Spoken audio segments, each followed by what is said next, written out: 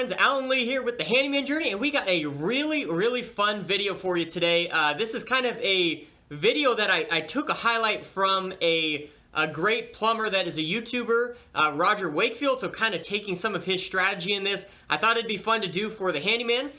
He did a video recently reacting to plumbers' worst reviews, so I thought it'd be fun to react to Handyman worst reviews.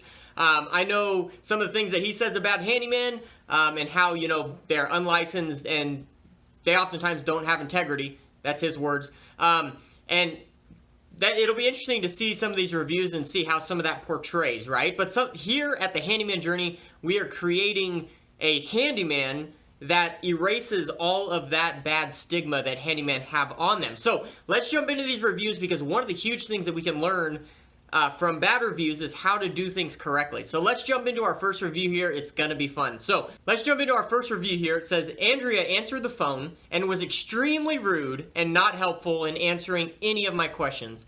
I would never do business with this company again.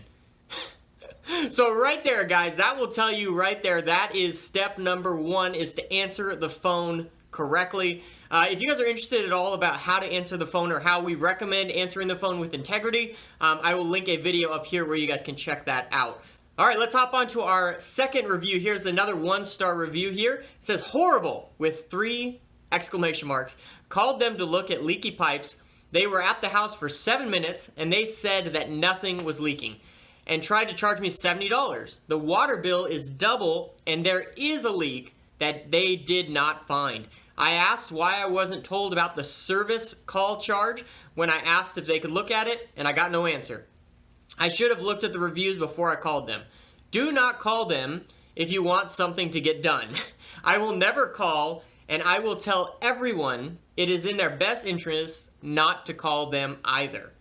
Wow, this is a huge one, guys. And if you are going to be having a service call, make sure that you detail exactly what is included in that service call. Make sure that every client is told about that service call up front.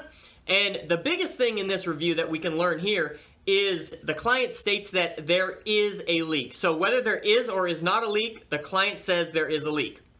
And they believe wholeheartedly that there is a leak. So as a service advisor here, we should advise them on their best needs, right? So maybe say, we would love to do a full house check on all your pipes, all your leaks, to find wherever this leak is coming from, but it's gonna cost this much money. And then once we find that leak, then we're gonna have to give you a new estimate after that.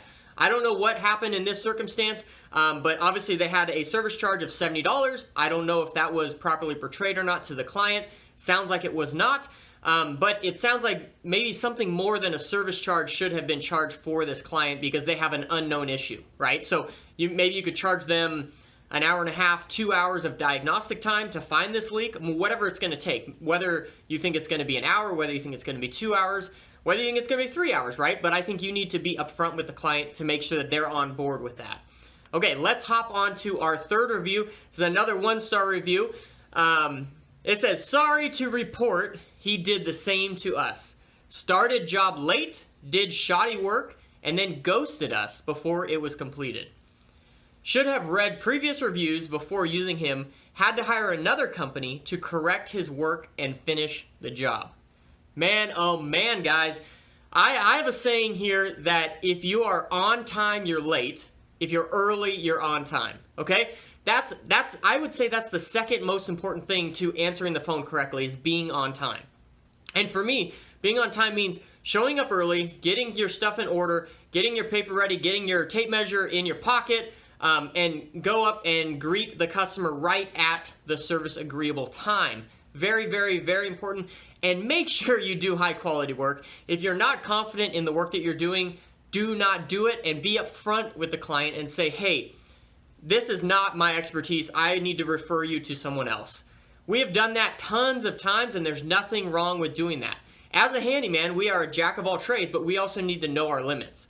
We need to know when to say enough is enough. We need to know when to say, yeah, I don't want to go down that road, so you're going to need to contact someone that specializes in that. There's absolutely nothing wrong with that.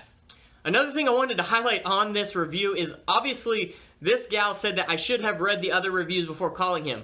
if you have multiple bad reviews that say the same exact thing, you need to look inside of yourself and fix those problems, because oftentimes reviews reveal where our weaknesses are. Okay, I made a full video on how to respond to a bad review, and I talk a lot about how reviews really show us where we're lacking in business or as people, right? So when we get a bad review like this, sometimes we need to look introspectively in ourselves and be like, wow, well, what can I change about myself to make sure that doesn't happen again? Maybe it's showing up 5 minutes early. Maybe it's brushing up on some of your skills. Maybe it's learning more about business practices at the Handyman Journey. There's a lot of different things that you can do, but if you have multiple reviews that say the same thing, look inside of yourself and fix that thing before you go out on another job. So let's hop on to our next review here. It's another 1-star review. Several delays, drywall and tile uneven, plumbing terrible. Now, there's not much detail in this review, and sometimes bad reviews don't give us much detail.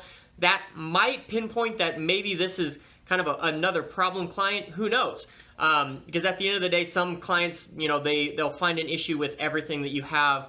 But it strictly says here that the drywall and tile were uneven. You can't argue with that. If it's uneven, right?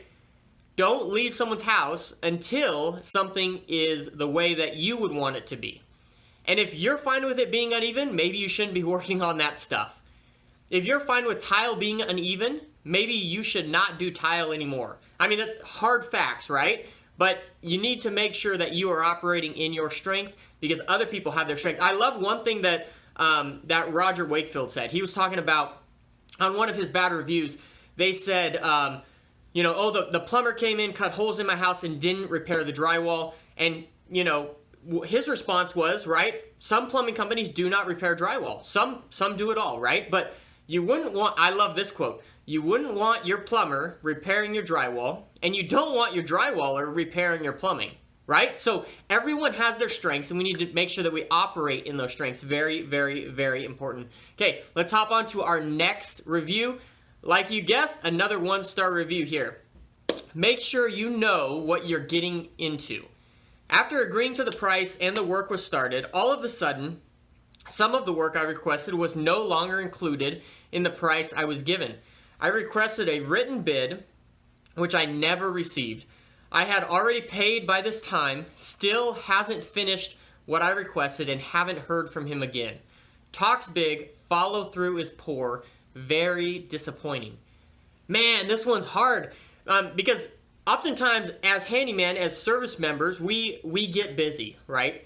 So our talk is usually big and our follow-up is very poor because we're so busy, right? We're doing much of different things. So, and the interesting thing in some of these reviews, right, if you choose to look at it with that champion mentality, which we teach here, you'll see some truth. There's always some truth in bad reviews, right?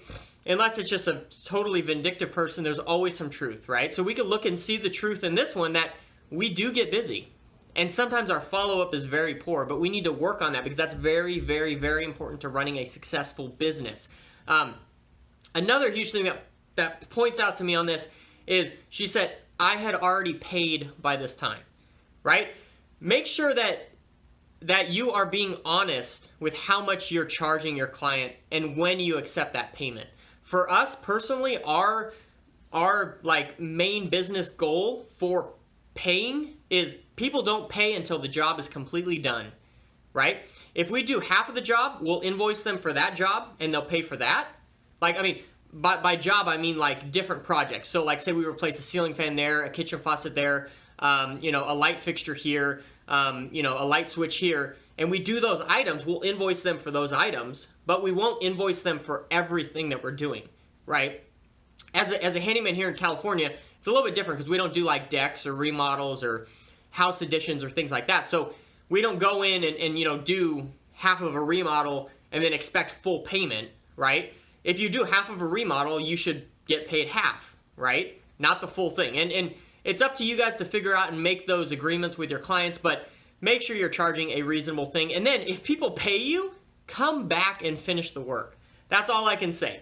Because if you don't, you are just adding into that stigma that we talked about at the beginning of this video about handyman. We are creating a generation of handymen that actually work with integrity and are honest, okay? So very, very important to do that. So I hope you guys enjoyed this video. I would love to hear your comments. I would love to hear your comments and thoughts on this video, the style of video. Thank you so much, Roger Wakefield, for giving me the idea for this video. But I hope you guys have a fantastic day. Like this video, comment, subscribe to this channel, and we will catch you guys on the next video.